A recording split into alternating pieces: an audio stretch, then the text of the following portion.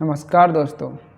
Measles यानी खसरा क्या है और यह किन कारणों से फैलता है, इसके कुछ सिम्टम्स यानी लक्षणों को समझने की कोशिश करते हैं आज की इस वीडियो। मीज़ल्स यानी खसरा पैरामाइक्सो वायरस फैमिली के मीज़ल्स नामक वायरस के इन्फेक्शन यानी संक्रमण के कारण होता है।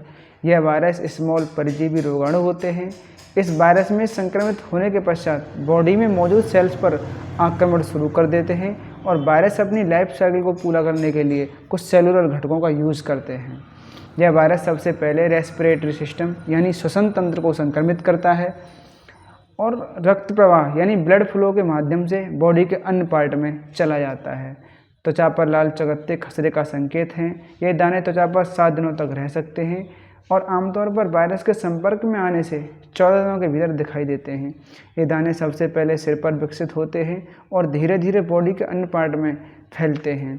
यह वायरस सबसे ज़्यादा 20 से कम उम्र के बच्चों में अधिक दिखाई देता है। खसरे के संकेत और लक्षण वायरस के संपर्क में आने के लगभग 10 से 14 दिनों बाद दिखाई देते हैं, जैसे सामान्य से तेज़ बुखार, सूखी खांसी, लगातार नाक बहना, गले में खराश, आँखों में सूजन, कॉप्टिक स्पॉट, बड़े चपटे लाल चकत्ते तथा इसके अलावा अन्य सिम्टम्स हो सकते हैं। मीज़ल्स यानी खसरे की 4 स्टेज होती हैं, जिसमें सबसे पहले इंक्यूबेशन।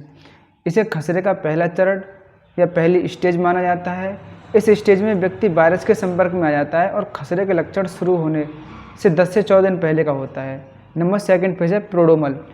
इस प्रोड्रोमल में यानी दूसरे चरण में खसरे के कुछ सिम्टम्स दिखाई देने लगते हैं, जैसे हल्का बुखार, खांसी आना और सर्दी जुकाम। नंबर 3 रैश फेस यानी दाने का चरण। प्रोड्रोमल फेज के बाद 2 से 4 दिन बाद रैश या दाने दिखाई देने लग जाते हैं। यह खसरे का तीसरा चरण होता है। इसमें तेज बुखार जैसे 104 डिग्री से 105 डिग्री फ़ारेनहाइट तथा पूरी बॉडी पर लाल चकत्ते, घबराहट तथा अन्य सिम्टम्स दिखाई देने लगते हैं। इसके बाद नंबर 4 फेज आता है रिकवरी फेज। इस फेज में आते आते पेशेंट रिकवर होने लगता है और फिर धीरे धीरे खसरे का असर कम होने लगता है।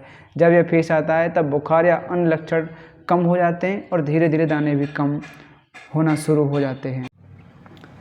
खसरे के डायग्नोस और ट्रीटमेंट की बात करें तो ब्लड टेस्ट करके मीज़ल्स की एंटीबॉडी की स्क्रीनिंग करते हैं तथा ट्रीटमेंट में कुछ एनाल्जेसिक बुखार कम करने वाली पैरासीटामोल तथा कुछ एंटीबायोटिक के साथ विटामिन B16 तथा पेशेंट की स्थिति के अनुसार ट्रीटमेंट दे सकते हैं।